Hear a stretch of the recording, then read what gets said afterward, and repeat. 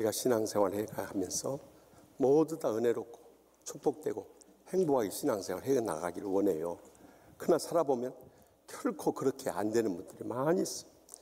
그 근본적인 원인이 어디 있는지 아십니까? 하나님 말씀대로 살지 않는 데 있는 거예요. 그래서 하나님께서는 구약시대에 이 땅에 율법을 허락해 주셨어요. 토라라고 하는 것이죠. 그런데 이 율법에는 4가지 종류가 있어요. 그 중에 첫 번째가 계명이라는 거예요. 이 계명은 10계명을 비롯해서 613가지 계명을 허락해 주셨어요. 그 중에 하라고 행하신 것이 유대인들이 생각하는 그들의 신체의 가지수라고 하는 248가지, 또 하지 말라는 계명이 1년 365일 365가지를 주셨어요. 613가지 계명을 주셨어요. 그리고 그 다음에 이 호크라고 하는 율례를 허락해 주셨어요. 이 율례는 이런 이 계명을 행해 나가는 세부적인 사항을 담고 있어요. 그런데 그 가운데서도 이 심판과 연관된 것을 규례라고 하는 거예요. 그리고 4번째로는 법도라는 미슈파트라고 하는 이 법도라는 것을 허락해 주셨는데, 그것은 모든 하나님의 통치와 재판의 기준이 되는 말씀을 말하는 거예요. 이 4가지를 율법이라고 말하는 거예요.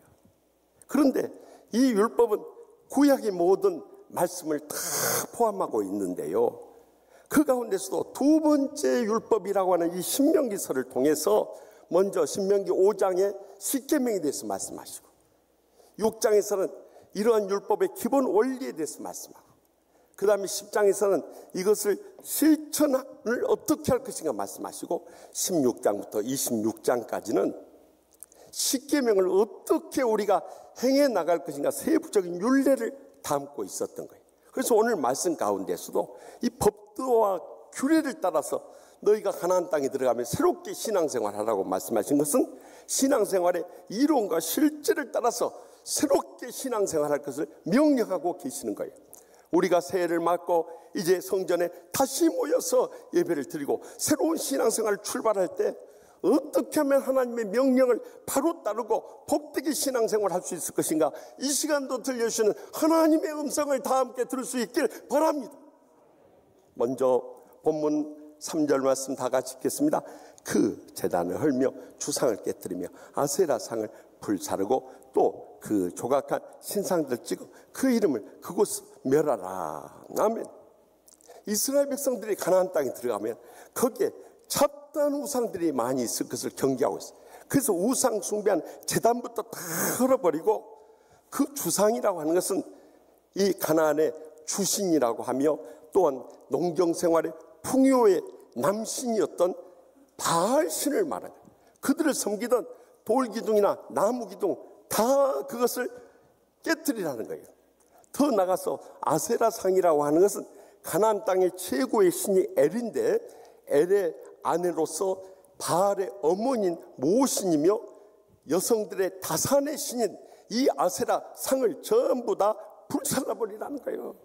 그뿐만 아니라 우상 숭배하라고 조각한 모든 우상 숭배 신상들을 찍어버리고 그 이름까지도 다 그곳에서 멸해버리라고 명령하고 계세요. 오늘 말씀의 마지막 때 우리에게 이러한 눈에 보이는 우상이 없는까지만 실제적으로 많은 우상을 우리는 섬기며 살아가고 있습니다. 그래서 가장 먼저는 눈에 보이는 유형 우상들이 있어요. 그게 뭔지 아세요? 무엇보다도 뭐니 해도 뭐니 없이는 못 산다고 이 눈에 보이는 물질, 이것에 매여서 신앙생활하고 있지 않습니까? 하나님의 것 다 도둑질하고 11조 떼어먹으면서도 이제 1년 동안 교회 안 났으니까 이거 다 떼어먹어도 된다, 이렇게 생각하는 것부터 우리는 이미 만모니즘이라는 우상을 숭배하고 있는 거예요. 그뿐만 아니라 주님께서 쓰시겠다 할 때 주님과 고통당하는 이웃들을 위해 쓰지 못하고 그거 벌고 모으고 쌓는 재미로 살다가 어느 날 갑자기 세상 떠나게 되면 여러분들 편하게 천국 갈 수 있을 것 같아요. 천국이나 갈 수 있을는지 모르겠어요. 그동안 쌓아놨던 게 무슨 의미가 있냐 이 말이에요. 우상 숭배하다가 결국 심판을 면치 못하는 거예요. 그뿐만 아니라 사랑하는 사람 눈에 보이는 우상들이 많이 있어요. 부모님들 효도한다고 부모님에 매여서 신앙생활 못하죠. 남편이나 아내는 우상 될 것도 없어요. 뭔 말인지 모르는 것 같아요. 요즘 그럽디다 유행하는 말이 뭐 남편 바라보고 살고 마누라 사랑하며 사냐고 다 그런데 뭔 우상이 되겠어요? 그러니까 남편 아내는 우상에서 빼버려요. 그리고 자식들, 더 나가서 손주 있는 할아버지 할머니들 핸드폰 다 열어보세요. 거기 손주 없는 사람이 없어요. 그래 손주들 보느라고 신앙생활 다 무너져버려요. 그것이 하나님이 주신 축복입니까? 다 우상이 매여서 살아가는 거예요. 이처럼 눈에 보이는 유형 우상들만 있는 것이 아니라 눈에 보이지 않는 무형 우상들도 너무나 많이 있어요. 세상에 이 자존심, 감정, 명예, 욕심, 욕망에 사로잡힌 모든 삶이 다 유형 우상인 거예요. 그래서 이런 우상들에 매여서 살아간 사람들 너무너무 많이 있는 거예요. 우리가 가장 경계해야 되고 가장 배척해야 할 이런 우상이 있어요. 그것이 사탄의 계략에 의한 이 마지막 때 각가지 잘못된 교리로 우리를 미혹하는 거예요. 지난 1월 4일 미국 하원 117자 개예배 기도를 감리교 목사인 하원 의원 이메뉴얼 클리버 목사님이 하원 의원 개회 기도를 했어요. 그런데 그 개회 기도가 여러분들 인터넷에서 보신 분들은 아시겠지만 이런 내용이에요. 우리의 유일신 하나님 브라마, 여러 다른 이름, 다른 믿음으로 알려진 신의 이름으로 기도합니다. 아멘 앤드 아우멘 이렇게 했어요. 여기서 참 엄청나게 교활한 사탄의 역사를 우리는 발견하게 돼요. 이 목사의 기도 가운데 유일하신 하나님, 그리고 힌두교신 브라마, 그리고 그 기도를 이 종교다원주의를 주장했을 뿐만 아니라 그 기도의 마무리를 어떻게 하는지 아십니까? 여러 다른 이름, 다른 믿음으로 알려진 신의 이름으로 기도합니다. 완전히 다른 종교를 다 인정하는 종교다원주의에 빠진 모습. 그리고 남성과 여성을 존중히 한다는 뜻에서 아멘, 아우멘 이렇게 했어요. 남성과 여성 다 여러분 아멘이 그런 의미입니까? 아멘이라는 것은 진실로 그렇게 믿습니다 하는 우리 신앙을 고백하는 것인데 거기에 아멘, 아우멘 이렇게 남성과 여성, 그러면서도 이 성별의 차이에 대해서 인정하지 않는 동성애 주장을 하고 있어요. 남자 여자 성차별할 것도 없고 언제든지 어울릴 수 있는 그런 남자끼리도 어울리고 여자끼리도 어울릴 수 있는 동성애를 인정하는 그런 자유주의 목사가 그 발표를 한 거예요. 여러분 이렇게 사탄이 우리를 속이려고 역사할 뿐만 아니라 세상에 유혹할 뿐만 아니라 육신에 젖어들고 우리의 신앙이 흔들릴 때 우리가 하나님만을 섬기는 이 신앙이 절대적으로 필요한 것입니다. 그래서 골로새 3장 5절에 그러므로 땅에 있는 지체를 죽이라 곧 음란과 부정과 사욕과 약한 정욕과 탐심이니 탐심은 곧 우상 숭배니라. 우리를 이런 우상 숭배로 끌고 가는 갖가지 이 땅에 있는 이 지체의 유혹들에 대해서 날마다 순간마다 죽어지지 않으면 안 된다는 거예요. 오직 예수, 오직 복음, 오직 믿음으로 일어설 수 있길 바랍니다. 그럴 때 우리는 요한일서 2장 15절에서 17절 말씀과 같이 이 세상이나 세상에 있는 것들을 사랑하지 말라. 누구든지 세상을 사랑하면 아버지의 사랑이 그 안에 있지 아니하니 이는 세상에 있는 모든 것이 육신의 정욕과 안목의 정욕과 이생의 자랑이니 다 아버지께로 온 것이 아니요 세상으로부터 온 것이라. 이 세상도 그 정욕도 지나가되 오직 하나님의 뜻을 행하는 자는 영원히 그하느니라. 분명히 약속하고 있지 않습니까? 그러므로 우리는 하나님의 명령을 따라서 하나님보다 더 사랑하는 이 말세의 마지막 때 어떤 우상이라도 다 멸해버릴 수 있길 바랍니다. 그리야 할 때 우리는 진정으로 영원한 천국의 축복과 행복의 감격 속에 살아가게 될 줄 확실히 믿으시기 바랍니다. 계속해서 본문 5절 말씀 다 같이 읽겠습니다. 오직 너희의 하나님 여호와께서 자기 이름을 두시려고 너희 모든 지파 중에서 택하신 곳에서 그 계실 곳으로 찾아 나아갔어. 이스라엘 백성들은 인간적인 편의를 따라서 어디 가서나 예배드리기를 원하고 어디 가서나 마음대로 신앙생활하기를 원했어요. 그러나 하나님께서는 그들이 적어도 가나안 땅에 들어가서는 택하신 곳에서 예배드릴 것을 명령하셨어요. 그들에게 하나님 앞에 온전히 헌신하는 번제와 또 일반적으로 드리는 제물과 또 온전한 11조와 또 하나님 앞에 들어 바치는 거제와 또 하나님 앞에 서원하면서 드려지는 서원제와 또 하나님께 자발적으로 드리는 낙헌제 이르기까지 각가지 예물을 그 택하신 곳에서 드리면서 예배할 것을 명령하셨어요. 그래서 여러분들 신명기 말씀만 보더라도 18번이나 택하신 곳에서 제사를 드릴 것을 명령하고 있는 거예요. 그런데 말씀의 마지막 때 되니까 하나님께서 이 택하신 곳을 항상 허락하였음에도 불구하고 광야 생활 가운데는 성막을 허락하셨고 또 그들이 왕정시대에 이를 때 성전을 세우게 하셨고 또 포로 생활에는 회당을 허락하여 주셨고 또 신약시대에는 교회를 허락하셨는데 어디서나 예배 드릴 수 있다고 그렇게 착각을 하면서 주님 곁을 떠나가는 성경에도 없는 비대면 예배를 보면서 그것이 예배인 것처럼 속아 넘어가는 사람들이 이 땅에 얼마나 많이 있습니까? 로마 시대 그들의 사자의 밥이 되고 불에 태워서 죽이고 가마솥에 집어던져서 그 끓는 기름에 죽어가면서도 주님 부인하지 않고 주님 사모하며 찬양하면서 떠나갔어. 근데 코로나19 이것이 뭐가 그렇게 두렵다고 언제든지 헌신짝 버리듯이 주님 버릴 수 있고 성전 떠날 수 있고 예배 져버릴 수 있는 그런 신앙으로 무슨 목사 장로 권사 집사 할 수 있겠냐.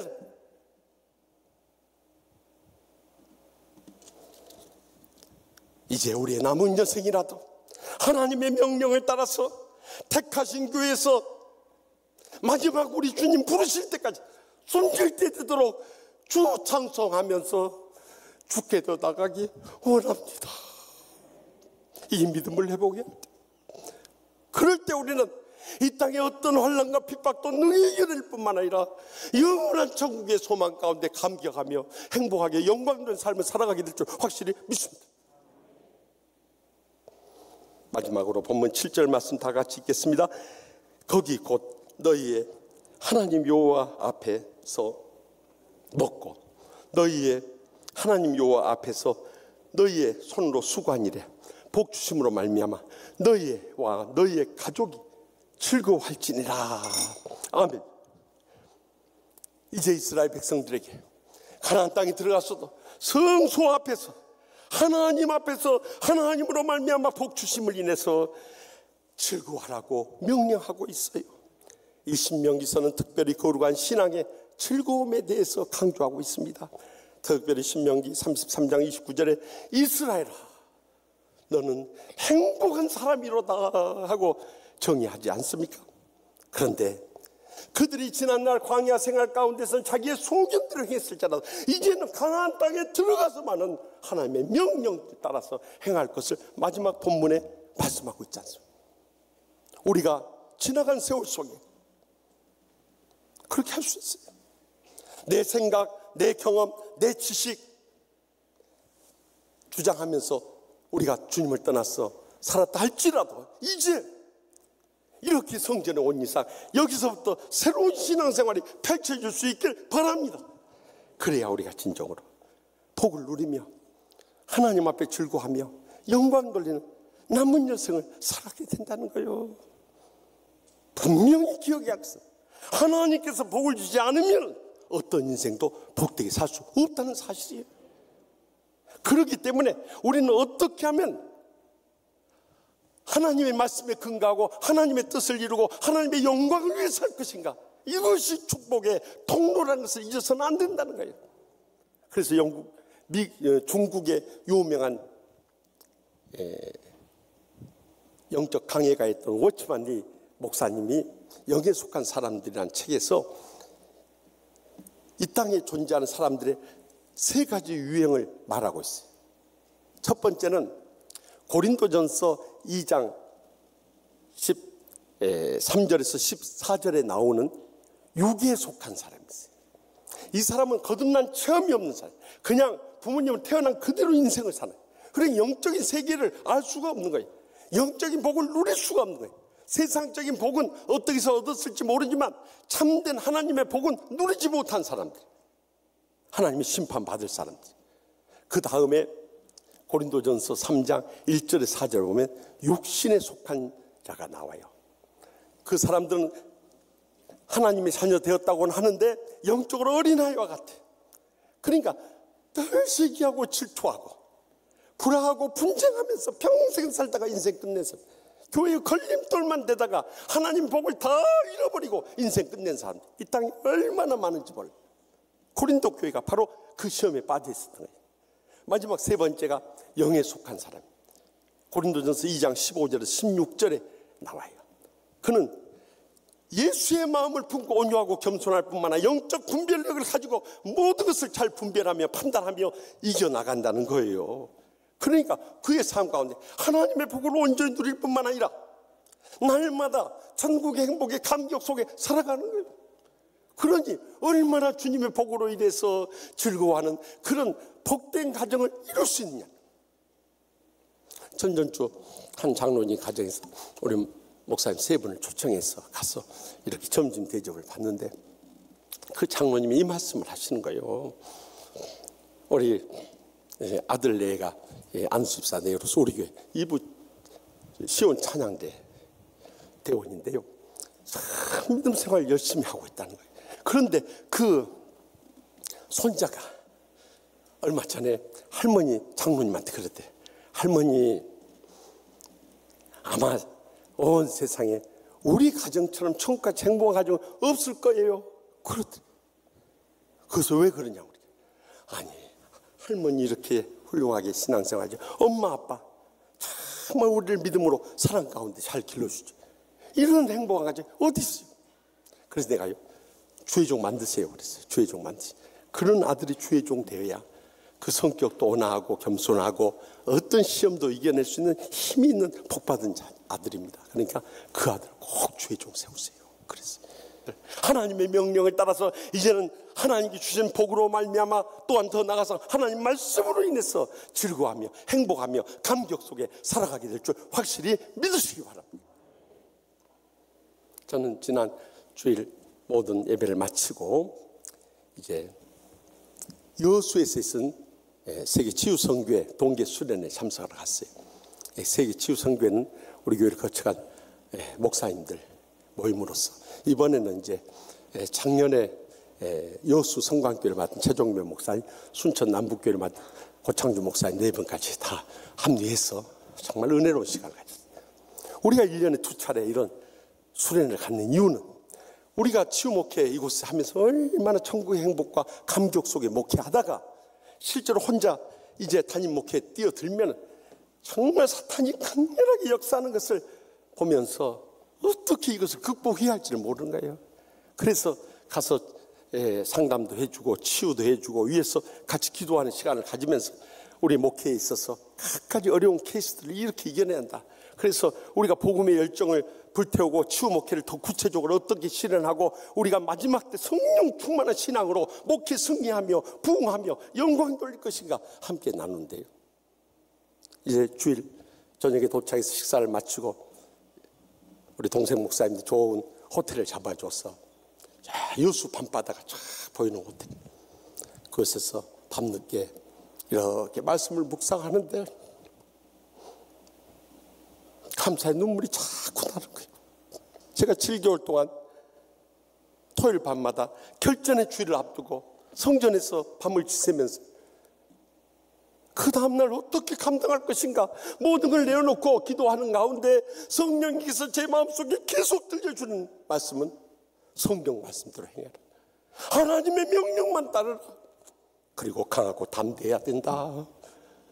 그 말씀을 계속 들려준 거예요.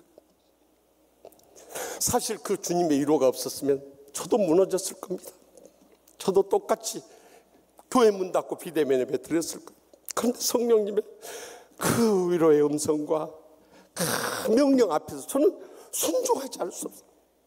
제가 당하는 어려움이라면 저는 얼마든지 감내할 수 있지만 주님의 예배가 무너지고 주님의 영광이 사라지고 주님의 축복을 잃어버린다면 이보다 불행한 일이 어디 있겠냐. 그런데 우리 교회 영적 구루터기들인 신앙의 장로님들, 권사님, 집사님들, 주의 종들과 함께 끝까지 십자가 지고요, 예배신앙, 성전신앙, 순교신앙으로 지난 1년을 버텨온 거예요. 잘 가슴 아팠던 것은요, 우리 교인들 가운데 경찰이나 구청에 밀고를 해가지고 갑자기 그들이 급습해 오는 거예요. 그리고 어느 방에 숨었던 것까지 다 알고 쳐들어오는 거예요. 예배를 마치고 목양질에 갈 때마다 배신감의 아픔과 눈물만이 앞을 가렸어요. 그런데 놀라운 것은 그때마다 하나님께서 그들의 눈을 가리겠어요. 아무도 발견 못하겠어요. 그래서 우리는 들키지 않고 지금까지 예배를 드려온 거예요. 여수 밤바다를 이렇게 보다 보면서 제 마음속에 온 뜨거운 위로가 있었어요. 저렇게 칠흑같이 어두운 우리 인생의 고난의 세월도 있지만은 이제 머지않아 동력에 찬란한 햇살이 떠오르지 않겠냐는 기대를 제 가슴 속에 불들이게 주셨을 때, 그 순간을 상상하면서 아마 제가 천국문 앞에서 주님 만나면 주님 가슴에 얼굴을 받고 그렇게 눈물로 주님께 고백할 것 같아. 주님, 너무 힘들었어요. 너무 힘들었어요, 주님. 그래도 주님 바라보면서 주님 위로 받으면서 여기까지 참고 왔어요. 그렇게 제 마음에 쌓인 것을 다 쏟아올 것 같아요. 근데 그날 그 기쁜 밤의 밤바다에서 주님께서 내가 너의 그 고생한 것을 다 하노라, 내 상처난 가슴을 어루만져시고 내 눈에 설레는 눈물을 닦아주시고 내게 새로운 용기와 희망을 안고 일어설 수 있게 해주셨어요. 저는 그 어느 때보다도 큰 위로와 힘을 얻고 돌아올 수 있었어요. 사랑하는 성도 여러분, 아마 저 이상으로 고난과 역경 속에서 정말 살 길이 막막한 가운데 돌아오면서도 제가 박 장로님이 여쭤봤어요. 요즘 힘드시죠? 목사님, 죽을 맛입니다. 그 이야기를 듣는데 눈물이 핑 도는 거예요. 얼마나 힘드시면 저럴까. 그러나 여러분 꼭 기억하셔야 할 사실은, 우리가 생의 마지막 순간까지 하나님의 명령을 따라서 주님보다 더 사랑했던 우상들을 다 멸하고요, 예배하는 곳에 나와서 주님 앞에 마음껏 찬양하고 간구하며 부르짖고요, 예배 드리고요, 더 나아가서 하나님이 주신 복으로 말미암아 감사하며 즐거워하며 행복하게 이겨낼 때, 그것이 우리에게 영원히 이어지는 천국의 축복과 행복이 될 줄 확실히 믿습니다.